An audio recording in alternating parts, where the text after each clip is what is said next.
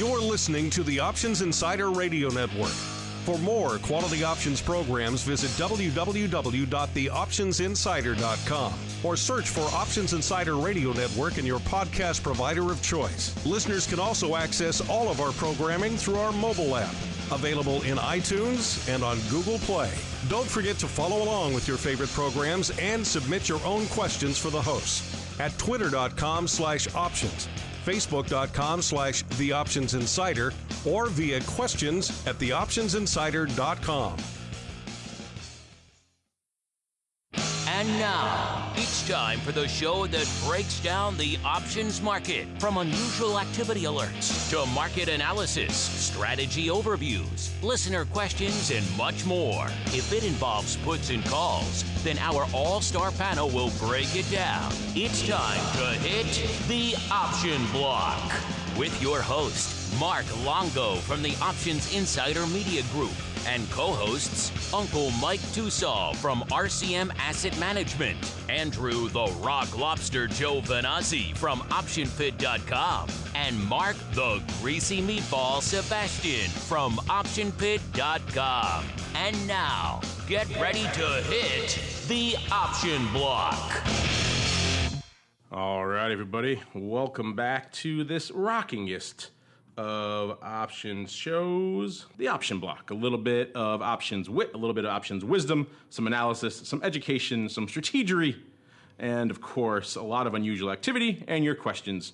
Put them all together, and you have the heady brew that is the option block. My name is Mark Longo from the OptionsInsider.com, as well as, of course, from the ever-exciting Options Insider Radio Network. Quite a few programs for you guys to choose from on the old network, including, of course, many, many archived episodes of this fine program. Easiest place to find all that, of course, the mothership, the flagship, theoptionsinsider.com, or just search for Option Block in iTunes, TuneIn, Stitcher, pretty much wherever you like to get your podcast. We're there, including Pocket Cast now, and a bunch of other platforms out there. If that's all too much for you, just grab our mobile app, available on all the major platforms. You can get everything we've ever produced for a decade. Hard to believe. Mark, hard to believe, huh? It's been, this January marks 10 years of the Options Insider Radio Network, which is crazy. Right? By the way, I am joined by the Greasy Meatball here in studio, Mr. Mark Sebastian. 10 years. 10 years this People January. have been listening to that melodic, toned Mark Longo for Scary as that may be. a decade. Wow, that's crazy. You know, but yeah, in the beginning, you're right. It was literally just me. It was just kind of me doing a 2-hour extravaganza. It was crazy. It was Whatever. too long. It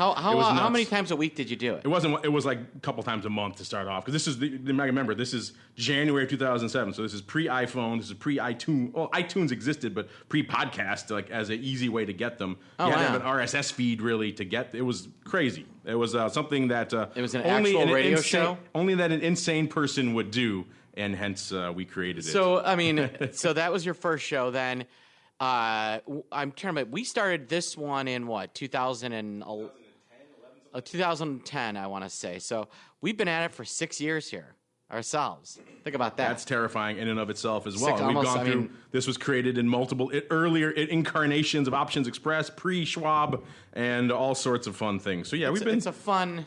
we've gone through a few song and dances here on the network. Looking forward to the next 10 years. Who knows if I'll be sane and standing up for that, but we'll see. You'll be fine. All right, be I think we fine. are joined now by the man himself, good old Uncle Mike Tussaw from RCM Wealth Advisors. Uncle Mike, welcome to the program here. How are things in St. Charles, Illinois? Oh, really well, the water garden capital of the world.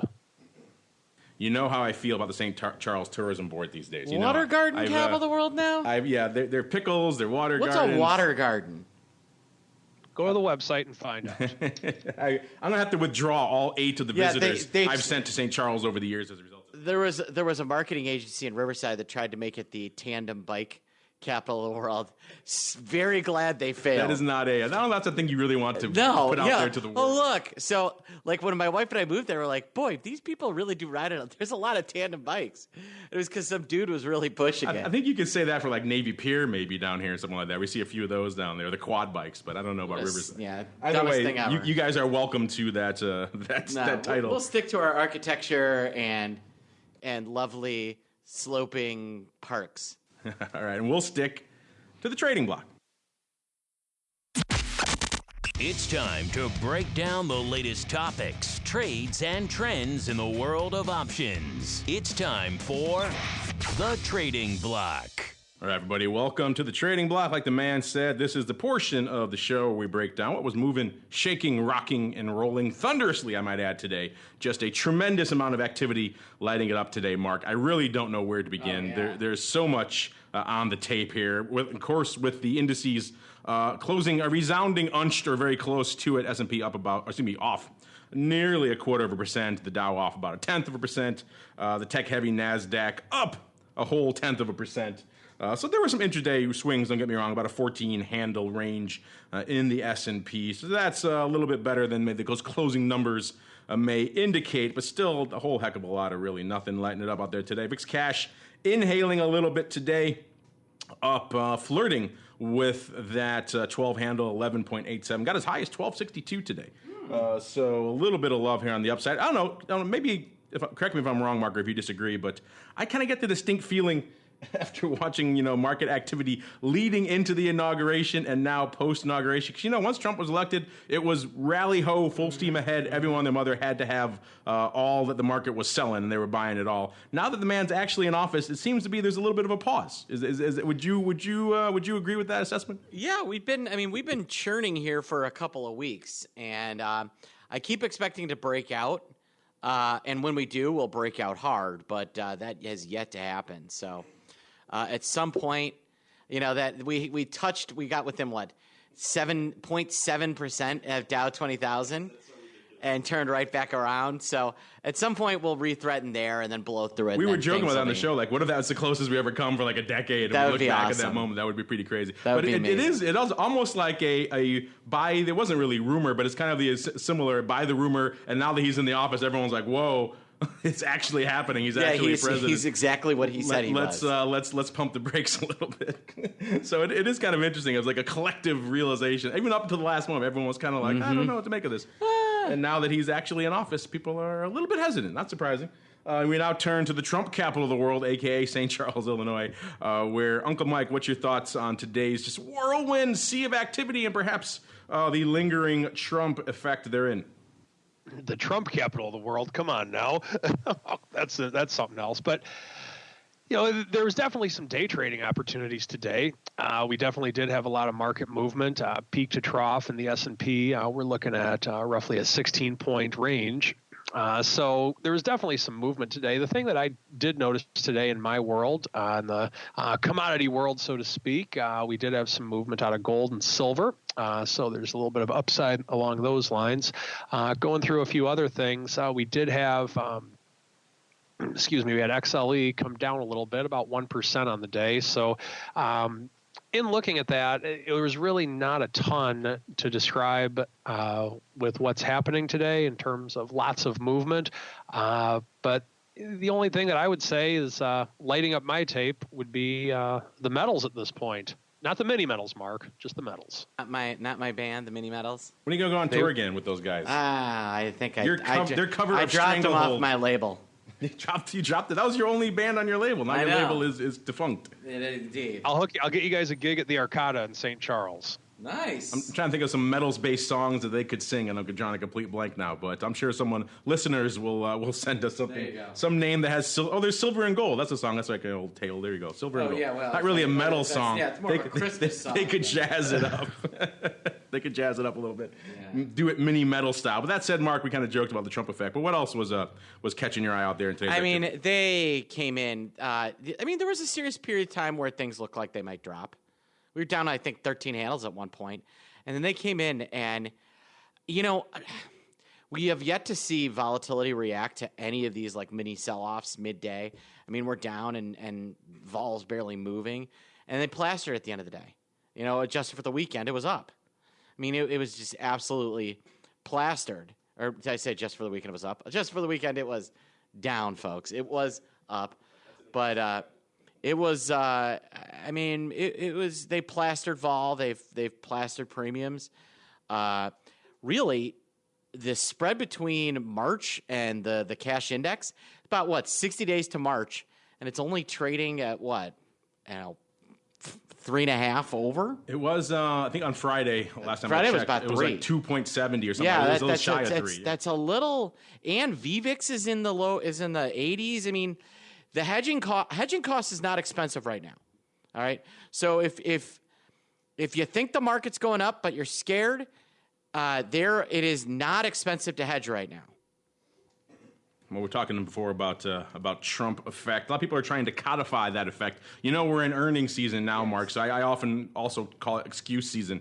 I do love seeing someone should track, and so a lot of people actually do track the myriad excuses that are given for why firms miss. My favorite still to date is SIBO blaming the VIX futures term structure for their miss. Granted, there was some truth to that, yeah. but still, I could just see the analysts and everyone else's reporters' eyes just completely glazing over. It had to be the most esoteric of excuses. Did you catch why Tiffany's missed last week? Because Newt Gingrich canceled his line of their credit? Flagship store on Fifth Avenue. Oh, that's right. It's like 2 doors down from Trump Tower. Yes, I did see that. Now, I guess what I'm talking about here, the Trump effect. I don't know if that particular excuse is cited here, but someone went through and they were citing what Trump, the mentions of Trump and their impact here on so far here. This is just Q4 2016 earnings calls. And there's been, what's the total here? I don't have the total here, but tax policy has been cited 11 times. Okay. Regulation cited 8 times. Trade policy cited 6 times. Stimulus/infrastructure 4 times. Healthcare, only 4 times. That's surprising. Other 3, and then energy policy 1. So far, he's already had a market impact on earnings calls. They haven't broken down whether those were positive or negative, but you have to imagine they're being cited. It's usually to the dark side. They're not. If there's something to take credit for, they're taking credit for it themselves. The CEO is a genius. If there's something bad, then it's of course on Trump's lap. That said, not all of the impact has been bad of the polls and the analysis that look at this stuff.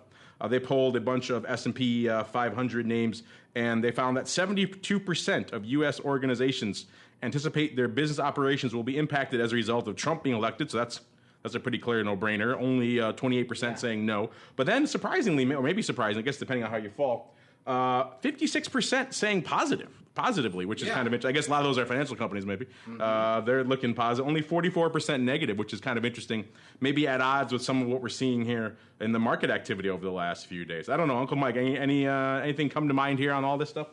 No, I can't say right now. I think that, they just overall, I'm going to sound like a broken record. I think I agree. I agree with Mark in that I think we're going to have a boring market for a while, and then I see us breaking out, assuming we can get through 20,000.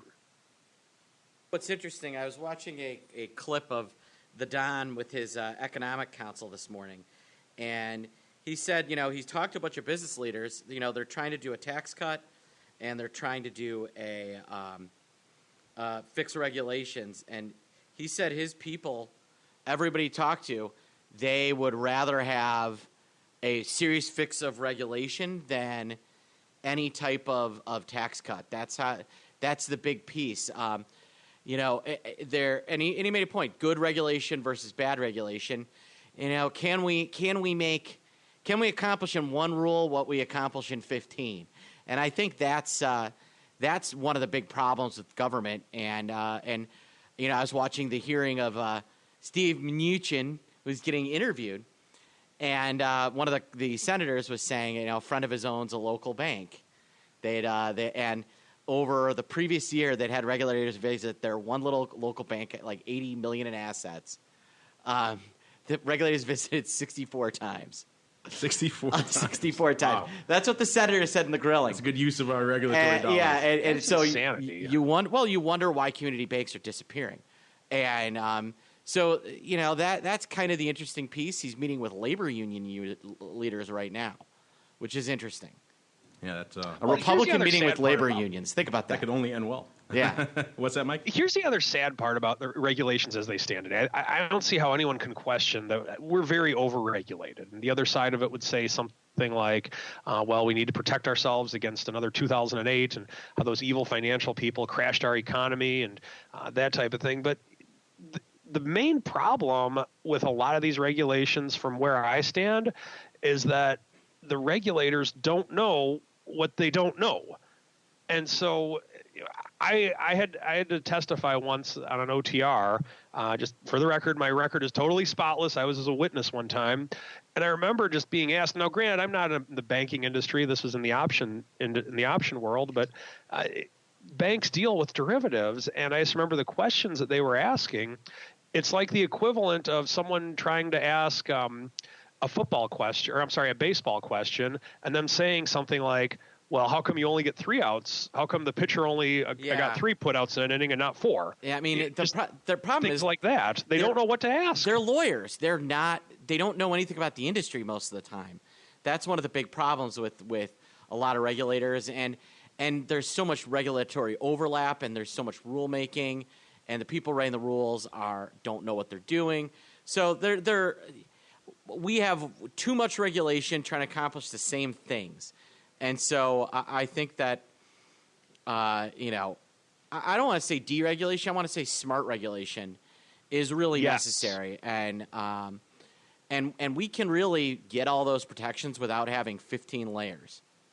I should mention. You got my vote, Seabass. I should mention, by the way, my editor here reminding me that those stats I quoted out about Trump did come from our options trader newsletter, which comes out every week. If you want to get great nuggets of wisdom like that, go to our website, theoptionsinsider.com. Sign up for that. So our editors will be happy people are reading it, and then so I can steal more great nuggets like that from them for future shows. But speaking of things, we're talking about regulation. An area that isn't super overly burdened with regulation, Mark, that's fast food. And McDonald's having their earnings today. We talked last year, but what a revelation it was, all-day breakfast, and it was reflected in their numbers. McDonald's was lighting it up. Well, they reported before the bell this morning. They closed on Friday about 122.25. Opened up today after their earnings. Opened down about 75 cents. They were pricing in about 350, so about 3% or so for a move. It appears, Mark, that the balloon. Yeah, the bloom is off the rose for all-day breakfast. I don't know. If you're producing McDonald's all-day breakfast, I fail to see how you can not just print money. Is there anything on the planet as greasy and as unhealthy as it is, taste-wise, better than McDonald's breakfast? No. In all the fast food pantheon. No, and maybe the growth is slowing, but I think that's a certain amount where you add it, you capture a lot of sales, and then you should go back to kind of your growth model. It does pull in new customers. I mean, there are people that will eat an Egg McMuffin that won't eat a Big Mac. Now what they need to do is get their secret menu going. So I was sitting at home, and I want to get a secret menu Big Mac thing where it's a Big Mac, but one of the patties is the egg from an Egg McMuffin. So think about this. 1 all-beef patty, special sauce, lettuce, cheese, pickles, an egg on a sesame seed bun. Who's in for that? And where does one get access to this super secret off the menu? I think you have to ask. You got to be a McDonald's VIP. McDonald's. Can I see your McDonald's black card? No, sir? McDonald's has a secret menu. I don't know if you know that. I clearly don't frequent McDonald's enough to be on their black card VIP and list. I've got all sorts of awesome secret menu ideas for that. But there is a secret menu at McDonald's. I mean, there you go. You heard it here first, or maybe second, listeners, if you're part of the McDonald's VIP club. Yeah, the market not liking what they were seeing out of McDonald's today. They got traded down as low as 244. So premium sellers still win at the end of the day because it was about 350 straddle they were pricing. They ended up closing only off about a little less than $1, about 80 odd cents, at 128, 138. So it ended up being not as bad as perhaps initially thought. But yeah, the initial bloom appears to be off the rose when it comes to McDonald's and all-day breakfast. Apparently now Mark says they need to unleash the secret menu. That should be their new marketing slogan. They had I'm loving it before. Now it's unleash the secret menu. Speaking of another name where the bloom's been off the rose for a while, it's been a long time since there's been a bloom on this rose. Yahoo reporting after the bell today. Of course, ticker symbol YHOO. They closed today 42.40 or so, 42.38 actually, and they were pricing in about $1.60, so nearly 4% is what they were pricing in. A pretty active day for Yahoo options, about 16,000 ADV, doing about 46,000 today, so pretty active, even though it's pretty evenly split calls to puts, so no real bias there, which is kind of interesting. We see here in the after hours, first blush up about 75 cents or a little bit shy of 2%. So they still need a pretty decent move. They need about a 2x move from there. Oh, it's coming off even less now. So we'll see. We'll see if that holds up. But I don't know. As Yahoo, when's the last time Yahoo was interesting, Mark, from a trading perspective? From a trading perspective, it's been kind of boring. I mean, I think there's some interesting stuff on whether at some point Verizon finally says enough with all of your getting hacked shenanigans and walks away. And so there's some things there. But from an earnings perspective, no. I mean, this thing is an albatross. I mean, how much did Microsoft offer them and that they walked away from? Do you remember? They had that ad deal with them for a while. But you're right. They offered them, I think, money for the whole kit and caboodle, and it was more than they got, I believe. From Way more. What is it, Verizon now, right? Way more.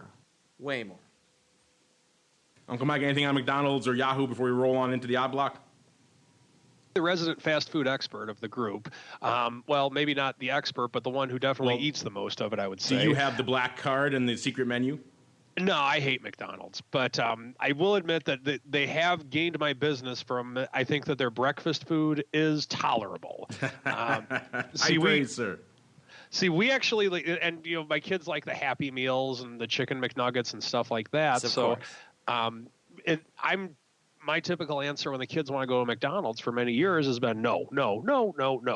And the reason is that in St. Charles, we have a Portillo's kitty corner from McDonald's. So why on earth would anyone in their right mind go to McDonald's when you can go to Portillo's?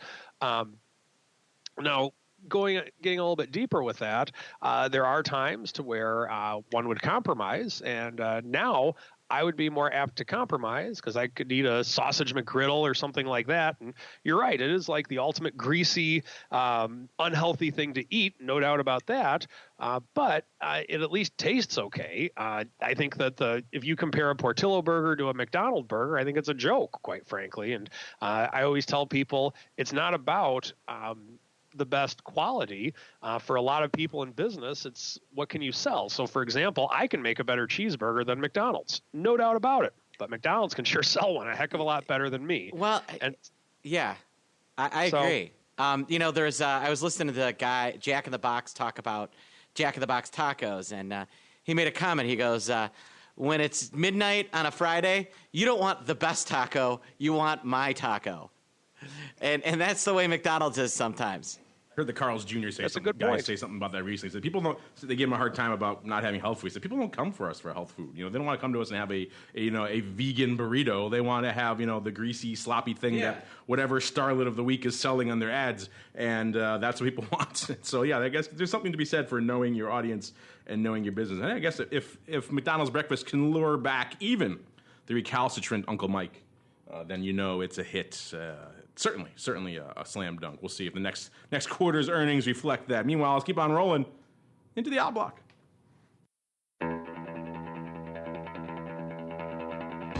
It's time to break down the most interesting, unusual, and downright questionable options activity that's been identified by theoptionsinsider.com. It's time for the odd block.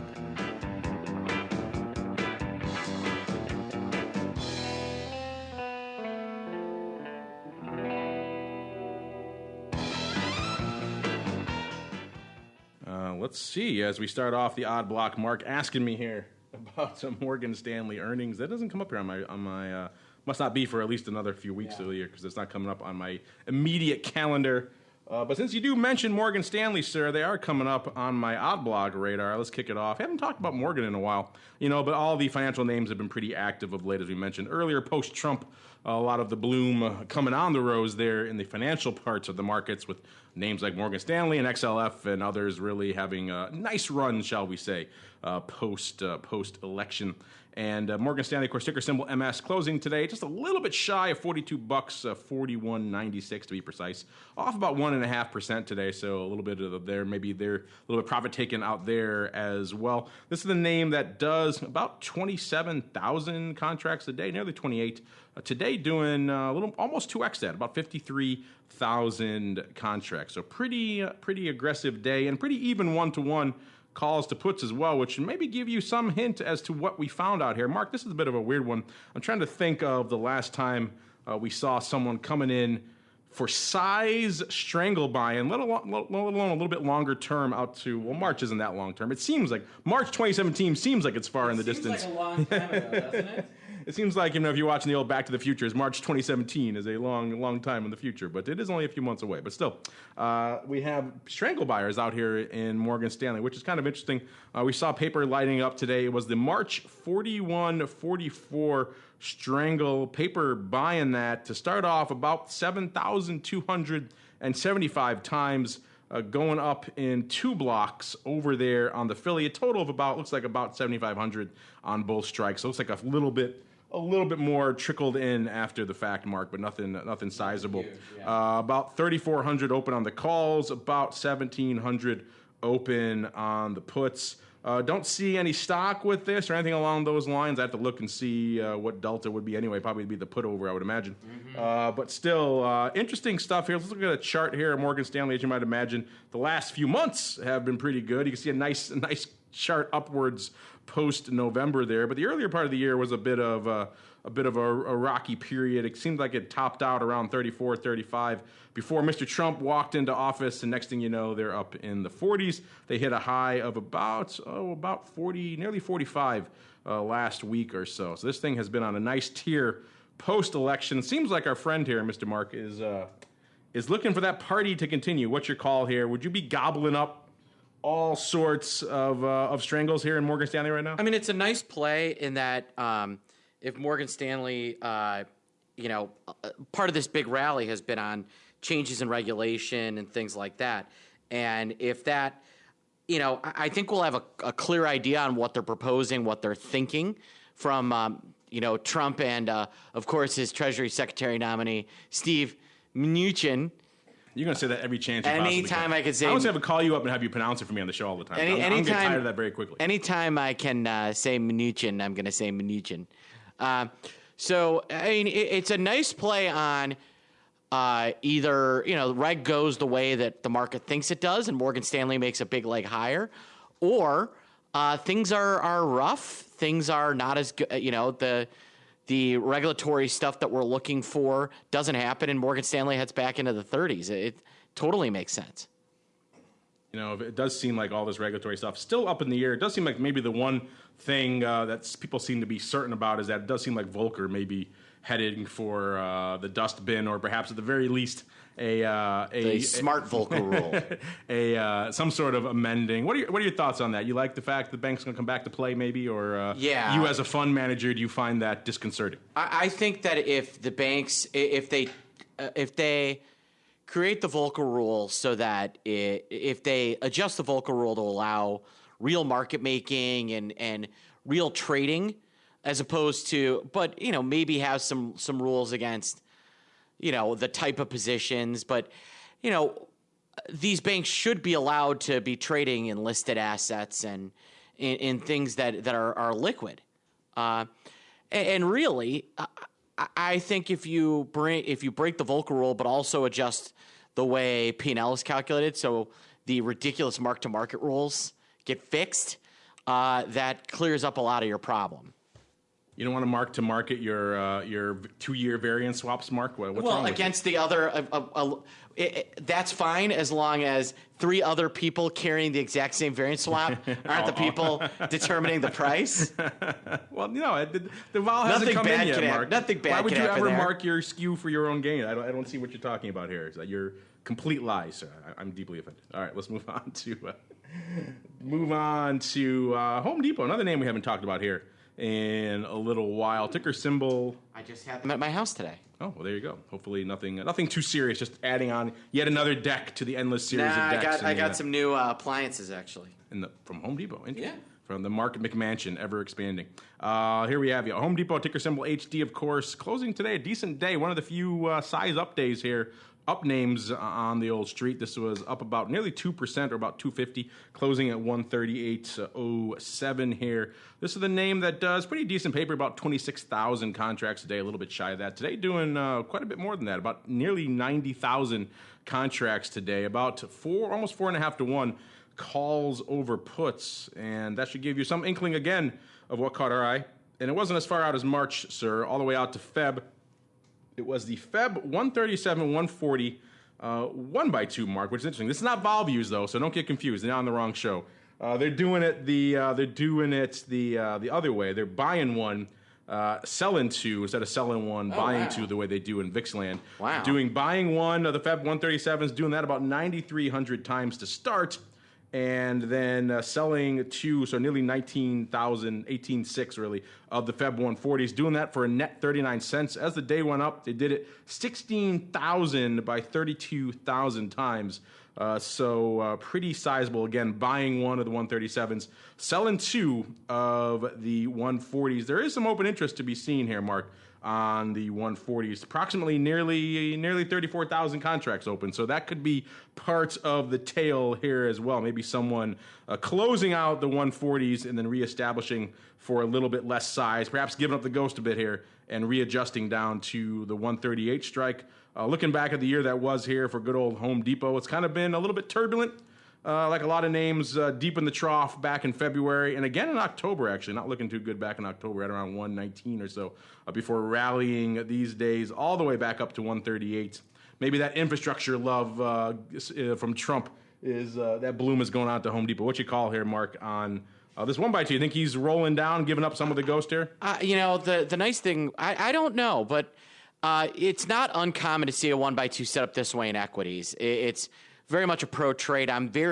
We're both used to seeing that as a put trade. There's nothing guys like to do more than sell you skew and buy themselves protection at the same time.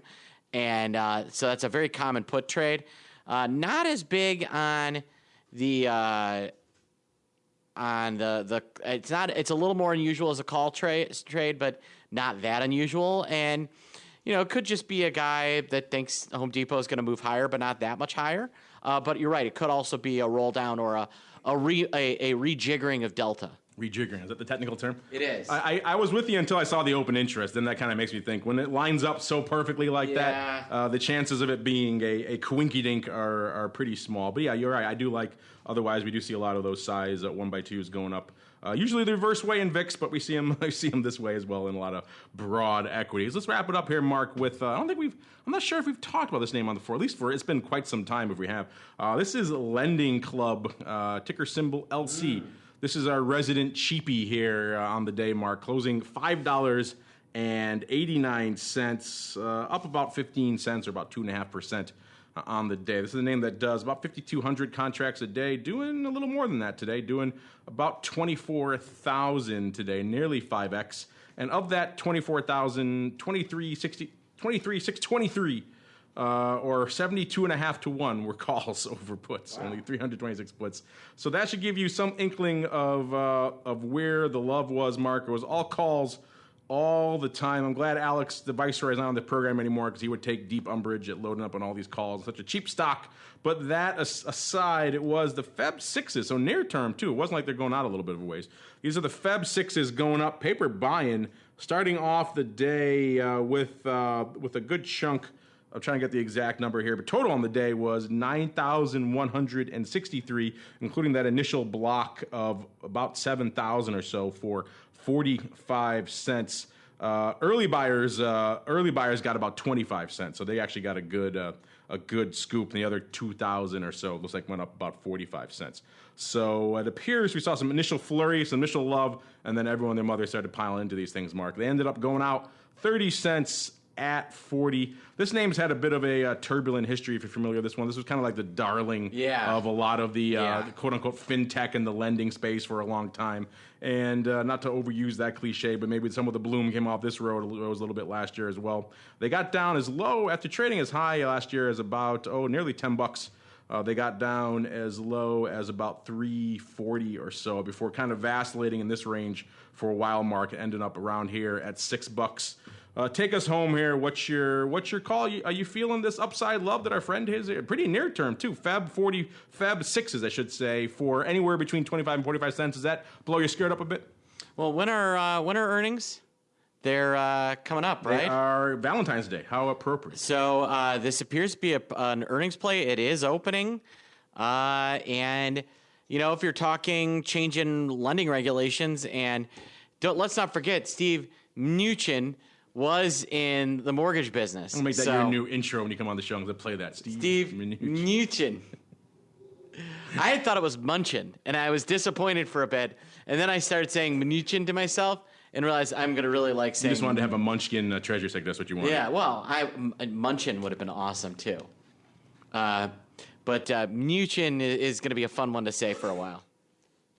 Gotta love silent letters in the Treasury Secretary. You know what isn't silent, though? It's you guys, because it's time for the mail block. It's time to take your seat on the All-Star panel as we read your emails, tweets, Facebook messages, website comments, and much more. It's time for the Mail Block. All right, everybody. Welcome to the Mail Block. Like the man said, this is the portion of the show where you guys light us up with your questions, your comments, your insights, your pearls of wisdom as Mark is destroying the studio here in the background. Let's kick things off. Let's pay off our question of the week here from last week. You guys love this one. We asked you, hey, earnings season is awakening. How do you play earnings using options, earnings, Jedi, or Sith? Were you dark side, so you bought short premium, light side, long premium, no side, so some sort of force neutral character, I suppose, and then other. And not surprisingly, 41% of you ended up going with the dark side, short premium. Almost a tie between light side, 26% versus 25% for just avoiding earnings altogether, going gray. I don't know. What do you call a neutral force person? Is there a name for that? I don't even know. Gray? Are you a gray Jedi? Switzerland. Is there a planet? Is there a Switzerland planet in the Star Wars universe? I don't know. It's the Trade Federation, if you will. Oh, there you go. I don't think they were too neutral. They were not too nice. 8%. So they were boring as hell, but they were not good. That's my group. The Trade Federation, those the lizard-looking guys. Blue. Oh, blue. Leave it to you to choose something from the prequels, sir. There you go. The prequels are the worst. The quality stuff. The Trade Federation. I mean, have you looked at CGI 10 years later? You just brought memories crashing back of going to see that movie and seeing that opening crawl and seeing Trade Federation and taxes in the opening crawl of a Star Wars movie. And I was like, did I come to the wrong movie? I know. I heard a story about there was like some movie nerds, and they legitimately cried at the end of it because they realized that it was such a bad Star Wars movie. Well, people, if you stood in line for a month like they did in L.A. or whatever, I would probably have wept openly as well. I mean, what a cruddy movie. Mannequin, if they were calling the little kid Mannequin Skywalker because he couldn't act. Yeah, I think that kid ended up not to get on too much of a tangent here. I think that ended up like destroying that kid's life. He never acted again. He was like ruthlessly mocked by his friends and partners, even though it wasn't his fault that George Lucas was the director. Yeah, look him up after this show. George Lucas. I think that has a pretty sad ending. That story. Talk about blind squirrel finding a nut. Yeah. I mean, really, if you look at it, all the movies that everyone thinks are great are the ones that he has nothing to do exactly. with. That's Other the one. Than Star Wars, the first one, they like. That's the one common denominator of all the best films. He has Empire Strikes Back. He didn't write it. He didn't direct it. Rogue One. And the ones he had the Force most to do Awakens. with are the most robotic and horrible and have trade federations. Yeah, and Return of the Jedi. I can't believe you brought us down to trade federations. Return of the Jedi was not that great. Compared to the prequels, all three of the original films are way better. Are just we can even get into reviews later of the new one if you want. Your friend, you rely on your friend too much. All right, let's move on. Tucson's probably ripping his hair out here. Let's move on to this week's question of the week. It's more related, I promise. Even though people are flocking into the chat, they must love Star Wars talk. Let's see. This week's question of the week. We didn't do a Star Wars theme. Maybe we'll have to do that going forward. Lots of earnings on the horizon. We made it pretty simple. Well, they announced the new name of the Star Wars movie. I did hear that today. The Last Jedi. Almost said Last Starfighter. Last Jedi. Last Starfighter would be awesome. Movie. That was Last Starfighter is one of the greatest movies ever, and also one of the greatest games back in the day. Because you got to play that game that kid played in the movie. Oh, Unless you had the Neo, what was the thing where you plugged your Nintendo game into like that thing and it gave you better strength? This is what I get from inviting Mark in the studio. Mike, are you going crazy over there in St. Charles right now? Yeah, it's part of the show. Mark adds this to the show every week. It's either 80s reference, Star Wars, or the mini medals. We got the mini medals back. Do you remember that thing that you had for Nintendo, and it was like a cartridge within a cartridge? And so you'd put this thing into your Nintendo, and then you would put the cartridge. The cheating thing? Yeah, the cheating thing. Like a Game Shark or something. Yeah, the Game Genie or something like that. Something like that, yeah. Oh, I remember that. Yeah. Well, that was the whole thing. Last Starfighter was impossible, but if you use this like game cheating thing, it was like a really fun game because you could be invincible and kill a bunch of stuff. And what was funny was I was watching a video where we got the Pinewood Derby coming up this week with my kid, and this dude was giving like a video about like how to make a really good Pinewood Derby car. And he had a shirt with Mike Tyson on it, and it said 007-373-5963 on the front of it. It was hilarious. We're actually getting real questions there, trying to draw us back inexorably from the abyss of Star Wars, even though we probably could talk that for hours. We talked Predator last time you were on, I believe. So we've gone down many. Let's finish up this question of the week, then we'll get to some of your real questions here. What do we ask here? Oh, yeah. Which company, made it very simple, which company will outperform their earnings straddle by the largest margin? I haven't even looked yet, so I don't know what the results are.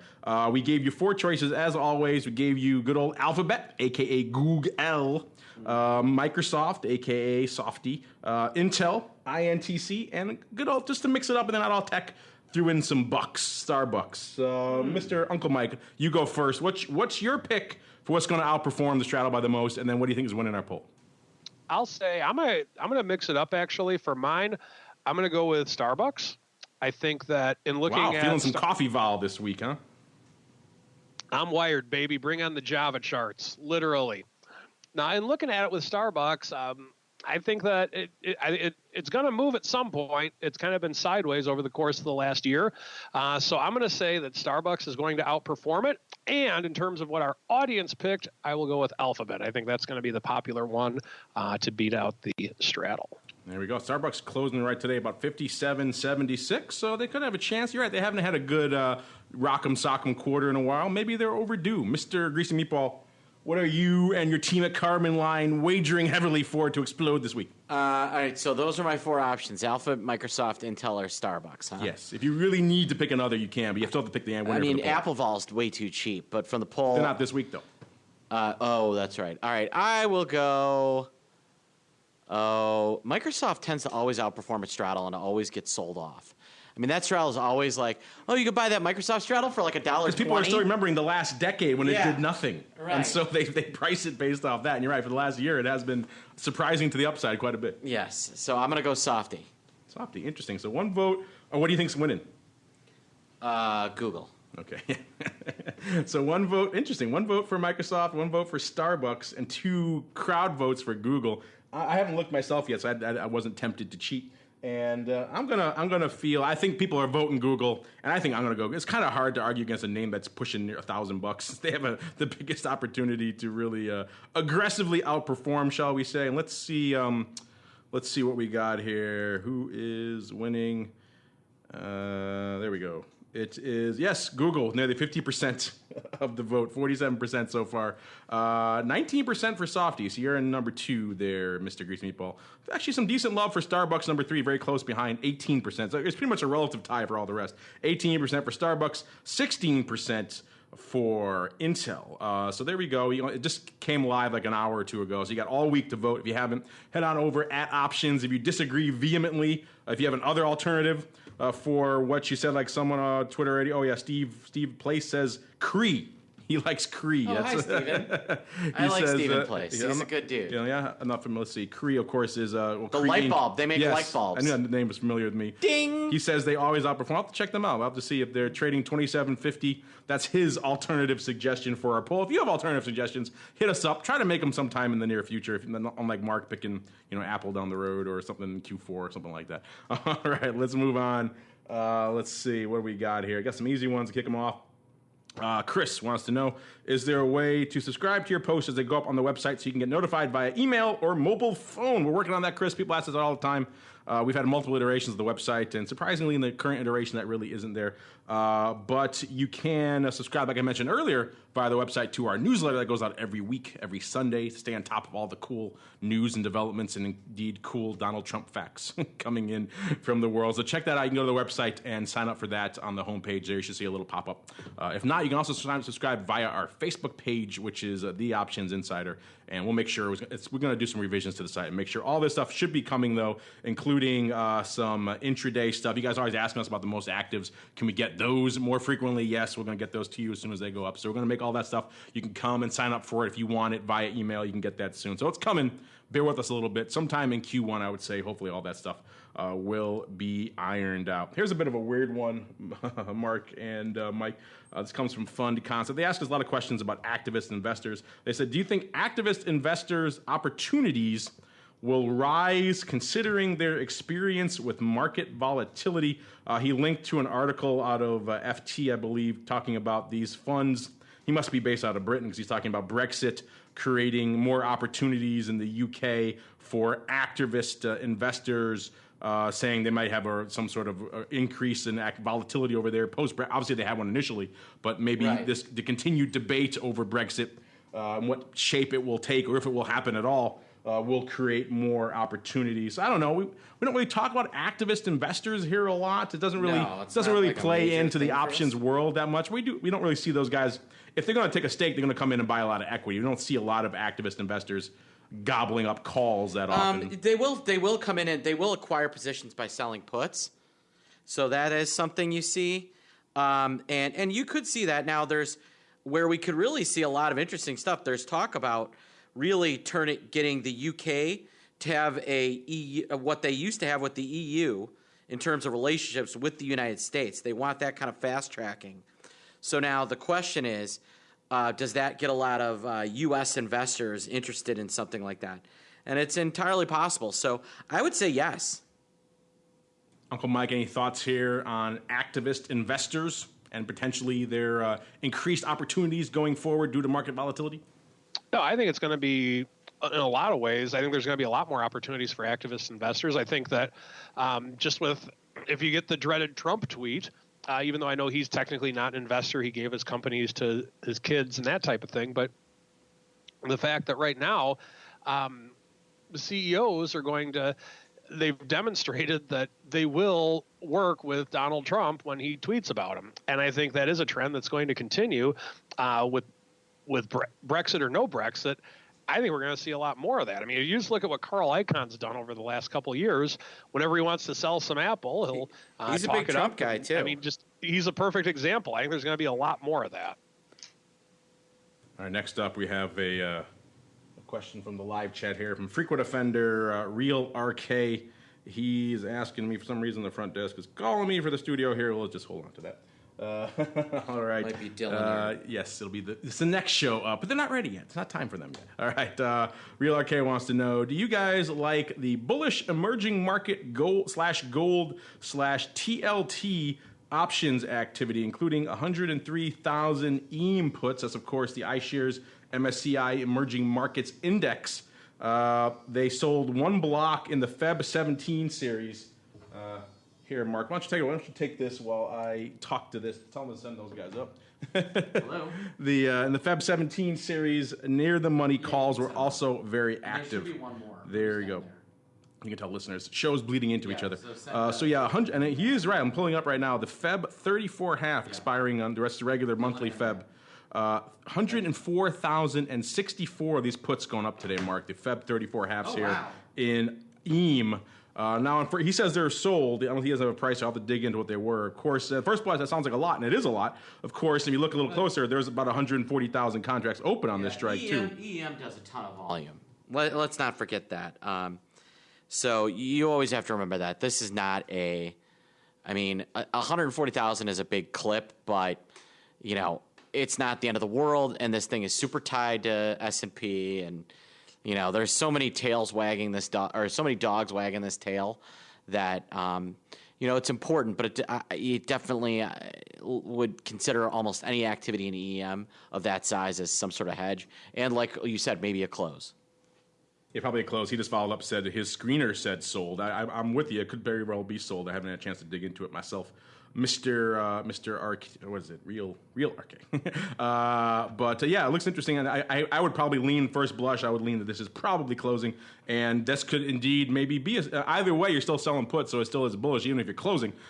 He's not as concerned about downside as clearly he was. I haven't seen it. I don't have the chance to look, see if there's another leg, to see if he's reestablishing on any farther off months. Looks like some size is going up, but nowhere near that size in March. So looks like he's keeping his powder dry for now. If I had to bet, I'm going to guess closing, and then maybe he's waiting to see, like a lot of people right now, how all this current regulatory environment impacts EAM, which is, of course, you're not familiar listeners, this is the iShares MSCI Emerging Markets Index ETF.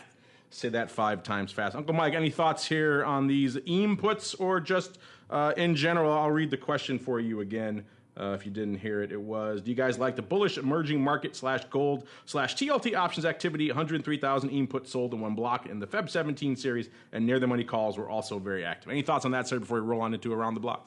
I don't see any other way it could be besides a close and looking at it, because I don't. That's a lot of leeway if you want to get some type of protection. Plus, with everything in terms of like the open interest that you guys had already described, I don't see any other way it could be anything but a close. It could be, but highly unlikely. There you go. 2.5 votes for close. Mark was a little more ambivalent than the rest of us. So we'll say 2.5, 2 3/4. Probably a close. Yeah. Probably. So 2 3/4. That was about right. All right, here we go. With our final segment, it's time for Around the Block. It's time to tell you what we'll be watching on our trading screens until the next episode. It's time for Around the Block. All right, everybody. Welcome to Around the Block. This is indeed the program, or excuse me, the portion of this program where we break down what we're keeping an eye on for the rest of this week. It is a pretty hot week, as I mentioned there, on the old Twitter with our Twitter question of the week. That we're kicking it off. I mean, it started last week, obviously, but this is one of the big weeks, the hot weeks, the weeks where you guys, a lot of the names you guys watch and are always asking us about are firing off this week. We've got, of course, I mentioned Microsoft and McDonald's and Yahoo already firing off today. Let's do a last check-in on Yahoo here before we wrap up the show. It was up about 3/4 of a point. Then it kind of trailed off a little bit, only up about 1/3 of a point. Now it's up about 0.2, so it's about 0.5%. So seems like it's dramatically underperforming a straddle that was already anemic at the time. Tomorrow we got some interesting names. We got Alibaba and Verizon coming off Wednesday. Boeing right across the street here. Good old Boeing. And eBay, Qualcomm, AT&T. Thursday, aforementioned Alphabet, whom many of you, including myself, are betting to outperform the most. PayPal could be upside or downside. It doesn't mean perform in the positive sense. It just means by a net move perspective. E-Trade, Microsoft, Southwest, Intel, and Friday we got Honeywell. Uncle Mike, we'll start with you, sir. All these earnings firing off. What are you watching amongst them, as well as what else to keep an eye on for the rest of this week? Watching them all as always. The thing that I'm looking forward to isn't necessarily, it's not this week, but I am excited to see how the market reacts after a non-farm payroll with the new administration. I think that's going to tell us a lot of things, because we obviously have a much bigger factor in play, or a much different factor in play with President Trump as opposed to President Obama over the course of the last 8 years. Whenever we had a non-farm payroll announcement, bad news could be good news could be good news. We always had that debate. And so now the fact that we have someone in office who, I have a theory, doesn't really like the Fed chairman. Can't prove that, but I have a theory that he's not a Yellen fan. Lies, sir. Besmirching the president. How dare you? Just a theory. And I'm curious to see how this will react, and how when we get to a non-farm announcement, how good news will be good news and bad news will be good news and what have you. I'm really excited about the non-farm coming up, not this week, but after a lot of the earnings get through. Mr. Greasy Meatball, same question for you, sir. What are you watching for the rest of this week? Yeah, we got non-farms, we got earnings, we got all sorts of stuff like that. Aside from that, yeah, we'll see what this week's meeting with Theresa May on Friday comes up with. That could be interesting as well.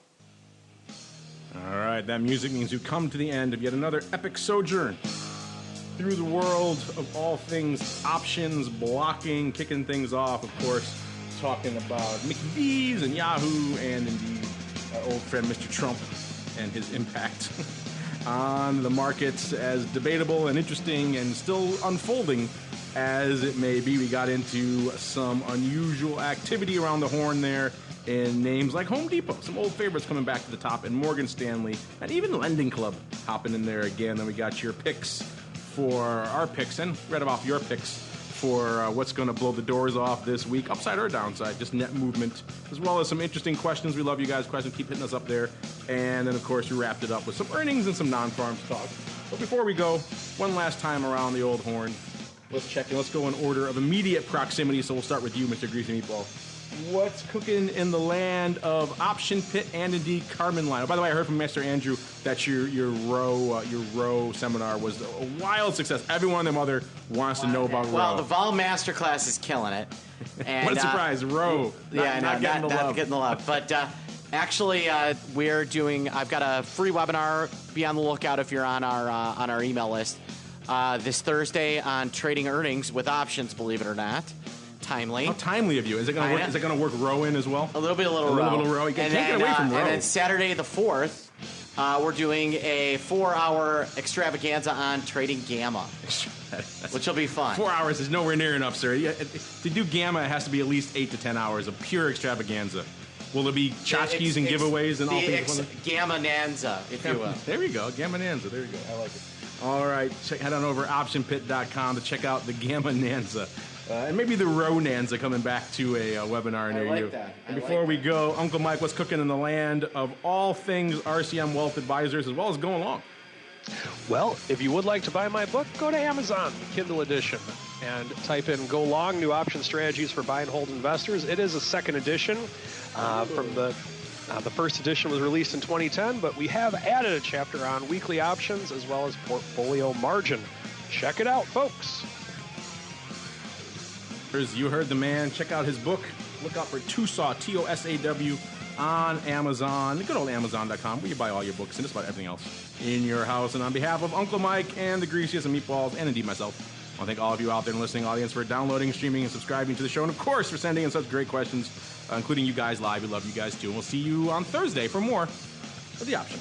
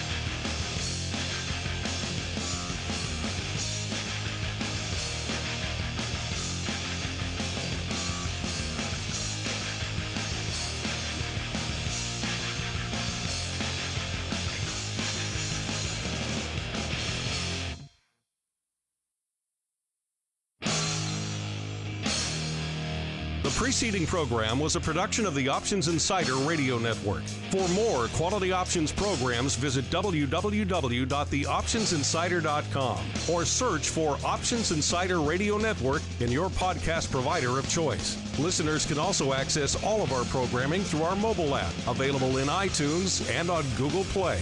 Don't forget to follow along with your favorite programs and submit your own questions for the hosts at twitter.com/options, facebook.com/theoptionsinsider, or via questions at theoptionsinsider.com.